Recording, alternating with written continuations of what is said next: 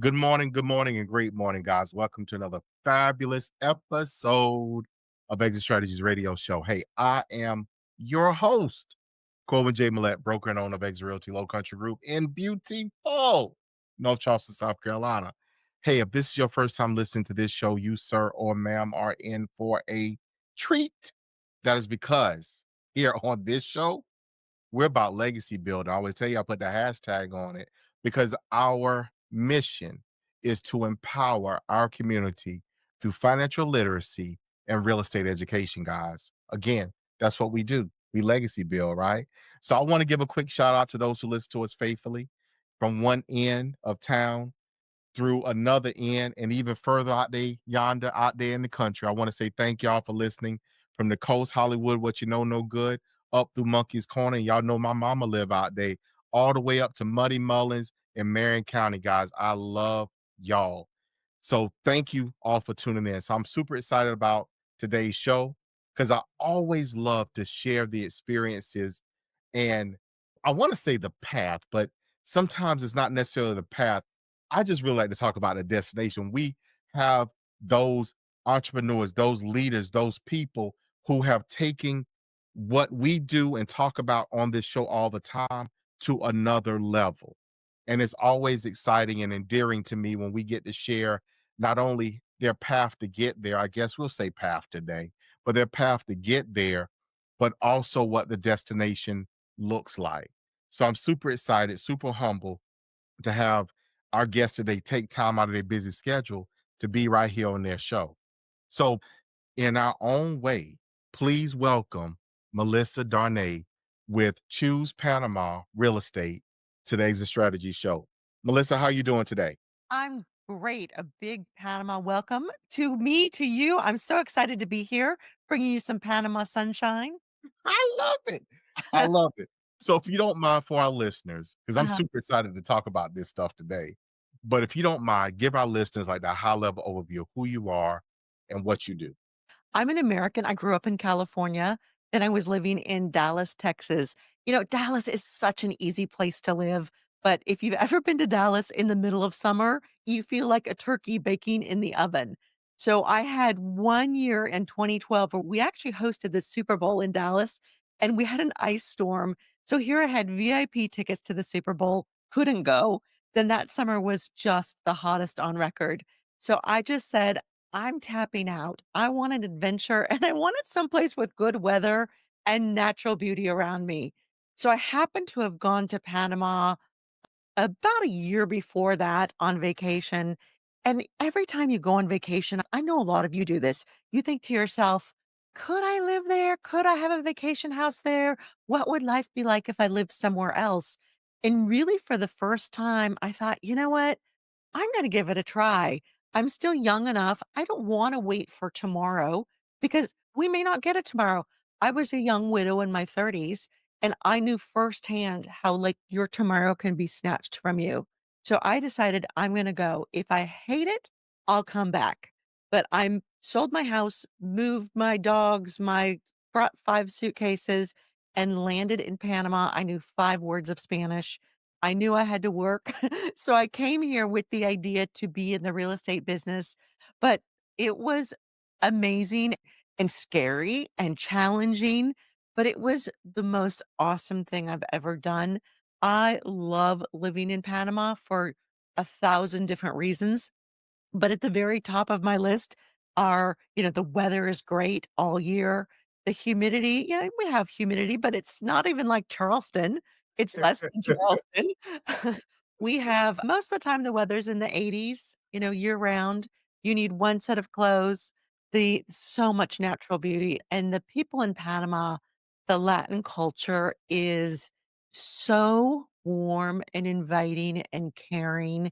They take care of me, they take care of my friends. When my mom comes to visit, she's in her 80s now, they take care of her. They wanna help her every step of the way. So I've really enjoyed being part of this culture. It's been a tremendous experience.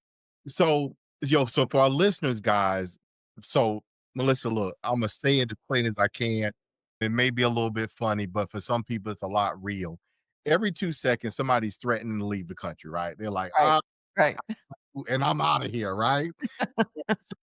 There's a label for people like you that have left, not because, they left for a particular reason outside of, look, I just want to have a different experience or what have you. Again, some people leave, because they feel like I don't want to be a part of. We ain't gonna talk about that's unimportant. But for people that leave the country, migrate and go to a different country to live, such as yourself, you guys are oftentimes referred to as expats or expatriates, right? Correct, yes. And So there's nothing negative about it. It's not a negative term. It's just, you know, just like you would say, "Oh, this person is blonde," or "This person is in their 50s." It's just a tag. yeah. So basically, you were a blonde who dyed your hair brunette. That's it. I love it. I love it. You gotta forgive me. I love it. You kind of touched on parts of it, and what I heard you say was that you were welcomed. So, Yes. if you don't mind, tell us about that initial experience overall. Coming from Dallas, I actually have to say I had a much harder time moving from California to Dallas than Hmm. I did from Dallas to Panama. When Mm, I moved to Dallas, I felt like it was a closed community, and I mhm. felt like it took me a long time to make friends. When Okay. I moved to Panama, what happens when you're an expat and you move to a place where there's other expats, you're going to make more friends in 1 month than you can make in 5 years in your hometown. Hmm. Why? It's because everyone's on this same adventure together. And when you meet someone, it doesn't matter if you meet them, at a restaurant, at a cocktail hour, at the grocery store, at the dog park. You meet people, and right away you're like, oh, hey, hi, what's your name? Where are you from? What are you doing tonight? Hey, there's a party tonight. You want to go? And all of a sudden, before you know it, literally at the end of the month, you'll have 100 new friends. And you won't have as much time. Your social life will be really as full as you want it to be. So yes, there not only are the Latins welcoming the Panamanians, but the expat community is very welcoming. And so I have friends from all over the world, not just Americans. And to me, that's so refreshing. When I want to go on vacation, I go through my Rolodex and I'm like, okay, I have a friend in Germany. I have a friend in France. I have a friend in Monaco.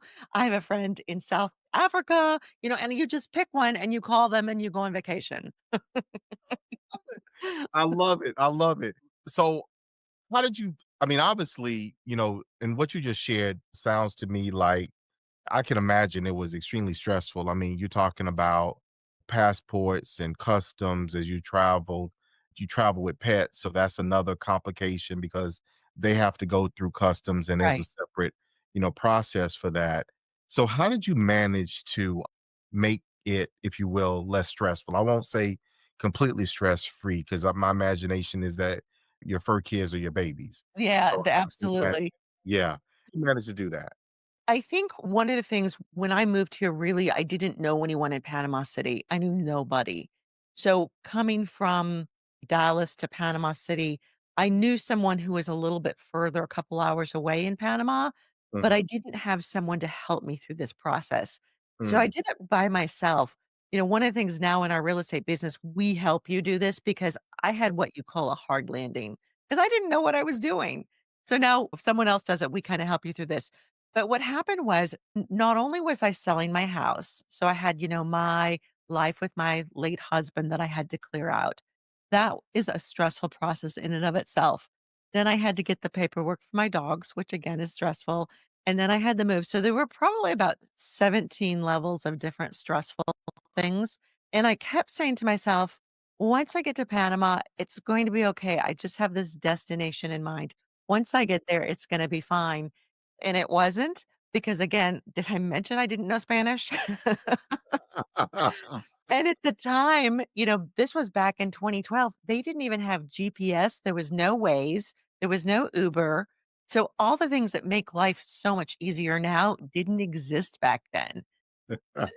It was so funny. I bought a car, I went through that process of buying a car here, and then I went to buy a nav system, and they would sell me a nav system, but they did not have a map of Panama to put in the nav system.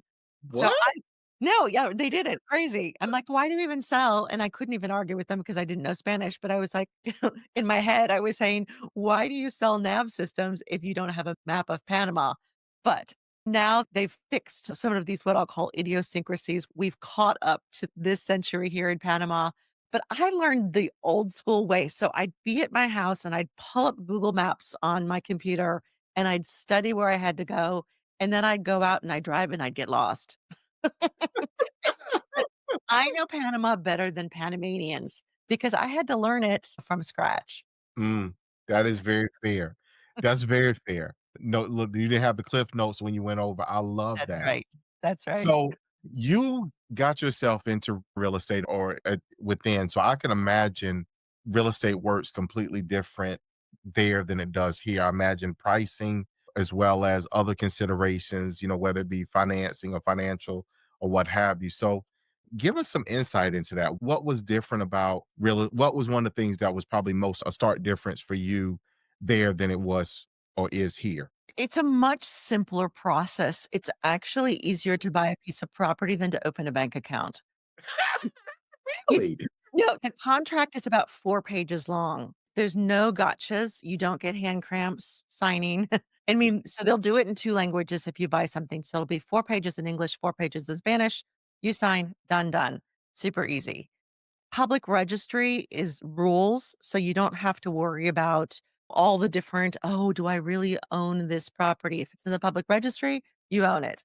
The other thing is that you have to get what they call good standing certificates. So when you buy a Okay. piece of property, the seller will have gotten all the good standing certificates, water, gas, electricity. If it's in a condo building, then the HOA. So when you start, you're starting from scratch. And if the electricity company comes to you and says, "Hey, there's a bill due for $200," you can just say, "No, there isn't. Look, I got these good standings. We're done." So it's a very simple process from on one hand.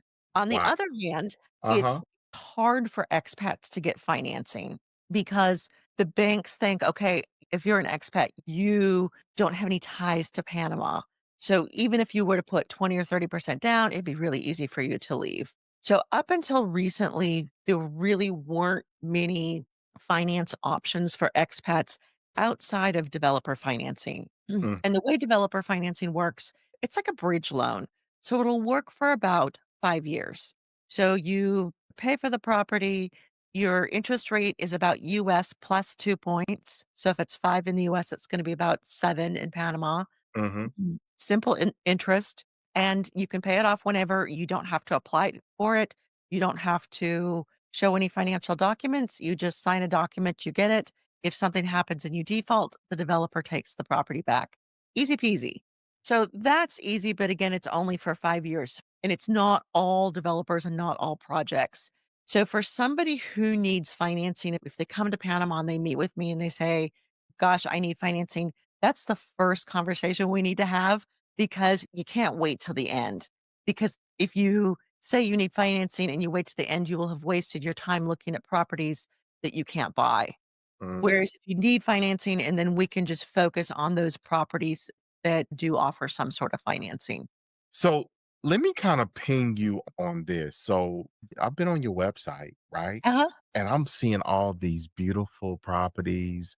I'm looking at these prices and I'm like, man, look here, hold on. I might be thinking about being an expat myself. so, so, so so I see that you guys have like, I mean, obviously you have rentals, you have Right. so, do you see a lot of people maybe come visit, stay for a week or a month to kind of get a feel for and then make a decision to purchase? Does that happen a lot? Yeah, in fact, that's the normal situation. Sometimes I'll get people who've never been to Panama and they call me on the phone and they buy something. And I'll even say to them, "I think you should get on a plane before you buy this." Uh, Because I want someone when somebody becomes my client, I want them to be my client for a long time. Look, I'm not going anywhere. I love Panama. I'm going to be here forever. So as long as you're going to be wanting to have Panama property, I want us to have a relationship. So mhm, 75% of my clients buy more than one property. mm, Maybe not right away. Maybe they start with one, maybe they sell it, buy another one, or maybe they buy 2 or 3. But I'm really in it for the long haul. So what I say is definitely the first thing, get on a plane. It's easy peasy. Get on a plane. We have direct flights almost everywhere. I didn't look, but I bet there is one from Charleston to Panama City, airport code PTY. So an easy flight down, just a couple hours. check it out. Come on vacation. If you love it, then the next step is, hey, do you want a vacation property? Instead of uprooting your life like I did and moving everything all at once, maybe a vacation property is the next step. You can Mhm. buy something absolute beachfront starting for under 200,000. Absolute beachfront. You can hear the waves crash. The other great thing about Panama is the carrying costs are so low. We don't have any natural disasters. We are outside of the hurricane zone because we're so close to the equator, and they've never had a recorded hurricane here. There are no tornadoes. There is very little seismic activity. So I grew up in California. So it's nice to see that there are no earthquakes. And because of that, things like insurance is dirt cheap. So let's talk about this hypothetical $200,000 apartment that's beachfront. You're going to pay about $200 per year in fire and structure insurance. That's it, 200 bucks a year. So, so first of all, when you say $200, is that 200 US or is that 200? Yeah. The money that's used in Panama is the US dollar. I'm Yeah, sorry. right? I My just fall out. I'm sorry. Go ahead. Yeah, so the currency is stable, the water's clean. This is what has put Panama on the list, the top of the best places to live and retire, because everything is so easy, especially for Americans. So clean water, US dollar as the currency. The insurance says 1/10 of 1%. So again, $200,000 apartment value, $200 a year in insurance. Because again, everything's made of concrete here. There's no natural disasters. Labor's cheap. Really, nothing's going to happen, which is why once you've been here 10 or 12 years, you just feel like you're mailing them the $200 because nothing ever happens. Then you also have your HOA, which is very inexpensive. So in that $200,000 apartment, you're going to be paying about 100 to $150 a month in HOA. That will cover everything except for electricity and then your internet and cable. Your electricity will probably be less than $100 a month, and your cable will definitely be less than $100 a month. So far, you've got about $350, $400 a month in carrying costs, all in. So if you're going to use that as a vacation property and you were going to come down, let's say it came down 3 months a year and you rented it out the rest of the year, you probably only have to rent it, what, 1 or 2 months of the year to cover the carrying costs of that property so that you get to vacation for free. So this is why people are choosing Panama right now. You got me thrown down. So, I mean, as I'm over here tripping, I'm over here thinking like, okay, hold on, let me start looking at flights because as I've searched your website, I'm seeing properties a month. You can rent for a month, and I'm like, well, we got to take a vacation, and what Yeah. I can do here and stay in this ocean front, ocean view, vast view penthouse for this. I'm like, well, we're gonna spend this for 4 5 days somewhere else. That's Like, right. And my sound engineer just handed me his phone. You can get a flight from Charleston to PTY for $387 round trip. look here. And I'm on Delta, gonna on I'm gonna call American, or somebody on and tell Copa. somebody I'm gonna have to tell somebody to bring a spatula in here and scrape me up in a minute, because I'm oh my gosh. Okay, yeah, so, Melissa, we need to come see you. Look at my Absolutely. listeners, we need to go see Melissa. Let's look here, as we used to say back in the day, let's posse up because we need to come see you for real, for real. So, Melissa, so I'm so intrigued. I mean, I'm excited now. So, for our listeners, guys, y'all know how this is, but you need to excuse me because I'll get all animated and start bouncing around over here because this is what I love. This is what real estate can do. That's what excites me. It's because it's what it can do. We always think singular and we're narrow minded in our focus, but we expand our thought process. You can live abroad, you can have a life that others dream of, and you can do that and still remain in and around the real estate vehicle. I'm loving this. I That's am right. loving this. So, why should, matter of fact, I'm gonna tie in two things. One, Mhm. people should consider Panama. I think we've definitely gotten that on the Right. table, right? Right. So as they consider Panama, let's be real. So what are the drawbacks? Okay. Like, what's the things they should be mindful of that are contrast to what they may experience in the States? Because obviously cost of living is lower in some respects than what it is in other places, other large metropolitan areas. So what should people be considering otherwise? So, and to touch on that a little bit, my life here is about 50% of what my life in Dallas was like, and I live a very similar lifestyle. I drive the same type of car. I go out to dinner the same amount of times. I drink the same kind of wine. I buy the same type of clothes. So it's an apples to apples lifestyle, except better. So, for example, there I had a housekeeper that would come, twice a month. And I used to dream about once a week. Now I have a housekeeper who comes 6 days a week. So my house is always ready for company. Mm, It's mhm, just a lot of those little things, I have a driver when I don't feel like messing with traffic. Uh, mm. they charge $35 a day, and Hold it's on, just $35 a day in their own car? no, Or no, in your my car? car, in my Okay, car. but that's still worth it. And especially if I'm busy, if I have clients, then I wanna focus on something else, it's worth it for me to have somebody drive us. So, yeah, for me, it's absolutely worth it. And just whenever you need help, again, the Latins are so lovely. If you have a flat tire, someone's gonna stop and help you. And Mhm, then, it's very nice to tip them $5 or something, but they're doing it because they have such a family-oriented culture.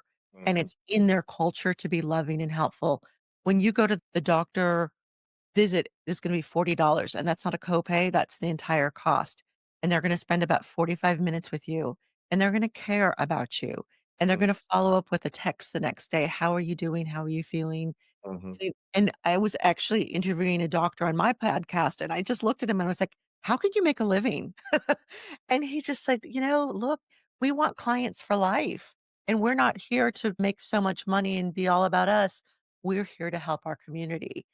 And once you live sort of like I've been living in this world now for 13 years, I can't imagine it any other way. I can't imagine going to a doctor that doesn't really care about me. That sort of makes me sad. So, mhm, yeah, the life here is great. Now, going back to the question, the bad things. So, there is what I'll call the mañana attitude. That mañana in Spanish means tomorrow, mm, but when you say if it's Monday and you say mañana, it doesn't necessarily mean Tuesday. It could mean Wednesday, it could be Saturday, it could be next week. It really just means not today. Like, I'm a type A plus personality, you have to leave that at the border.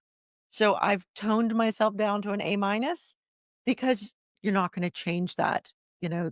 Sometimes it's traffic, sometimes and again, because people are family oriented, if someone has a sick child, that comes first. Their sick child comes before your broken plumbing. mhm, Um, one of the things I think that I bring to the table isn't just my knowledge about real estate, you know, after doing this for a decade, but it's my Rolodex because now we have people who, if you really need something today, 90% of the time we can have it done because we've got the people who will be responsive because if they aren't, they won't work with us anymore. But mhm, that it took us a while to get that, as a business to get that Rolodex of people who would be very responsive. mhm, So, so that's one thing. The next thing, they don't have a sophisticated trash pickup system. So, in some areas that are poorer, the people don't have the extra money to pay for trash pickup. So, there's more trash in some areas on the side of the road than there are in others. You go to okay, nice areas, there's nothing. It's like Disneyland. But as you're touring the country, you're going to see a little bit of everything. You're going to see areas like the Fendi building where it is multi-million dollar penthouses and all Bentleys and Porsche Cayennes. And then you're mm, also going to see, some A-frame houses where everybody has their own rooster and chickens and, maybe they're cooking on a fire, and an actual fire because they don't have a stove. So you do see the whole gamut here, which is but one thing I gotta say I liked a lot was during COVID, I had a fear that, when people weren't allowed to work, that mm, there was going to be violence because, with poverty comes violence. mhm, And here, there wasn't because people just sort of hunkered down with their own chickens and ate their own eggs and ate their own stuff that they mm, grew on their little plot of land and cooked over the fire. And they sat in their hammock all day and they were okay and they weren't angry. It was so refreshing during that time. It was probably I got all of my US contacts to donate money because there was no system like there was in the US. So we Mhm. were supporting about 17 families during that time, and the people are just so gracious and grateful. So that takes me back and reminds me of and everything you just talked about, cities where our or towns that our show airs in. So we're on, two radio stations and published as a podcast. Where I'm from, home, if you will, the home I remember was just like you talked about. Uh-huh, We'll get to it directly. It wasn't uh-huh. manana, it was directly. Right. So, Right. and that might be 5 minutes, that might be 5, 10 days. But we'll Exactly. get to it directly. And that's what I remember growing up. And I remember that if somebody broke down on the side of the road, somebody stopped, Mhm. hey, check on them and got out their car and they'd be out if they was out there, both of them up under the hood trying to fix it or whatever it was. That's That's what right. I grew up and I remember. You didn't leave people, behind and people tended to themselves, but they watched out for everybody else. So I'm look here, you just really took me back with that. You just gave me another reason. You ain't give me another reason not to come. You actually gave me more of a reason too, because that's how we're supposed to be. So look here, I appreciate that.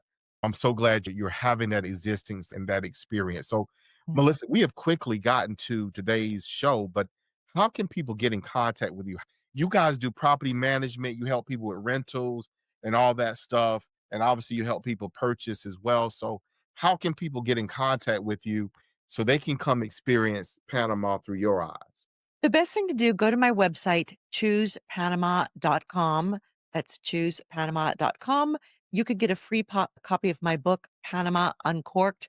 This is going to give you a really brief, easy to read overview of what it's like to live in Panama as an expat. And then if you want to dive a little deeper, I also have a podcast on YouTube that gives you a lot of visuals of what things look like here. So while I'm talking about the coffee, I'm showing you coffee plants. And while I'm talking about the infrastructure, I'm showing you the cables under the sea. So if you want to see that, that's on YouTube. And again, it's at Choose Panama and it's called the Panama Podcast. So you can do either one of those. If you're interested in Panama at all, again, come visit. It's $400 on it to get a plane ticket. Tell me you come from Corwyn Show. I'll get you a great deal on a rental apartment that's beachfront in a resort right in Panama City. Love it. I love it. Look here. Let's posse up. Let's go. Posse up. Melissa, thank you so much. This has been like you've definitely given me something to do. As I look to travel, as I travel for like different experiences, but I love beautiful places. So I'm gonna be very transparent and tell you that you have placed Panama at the top of my list. After this next one, that's where I gotta come. So yeah, we'll be in touch because we Yeah. gotta come and check it out and definitely gotta connect because I want to see it like you see it. Yes, yes. Well, definitely contact me directly. Again, go to my website.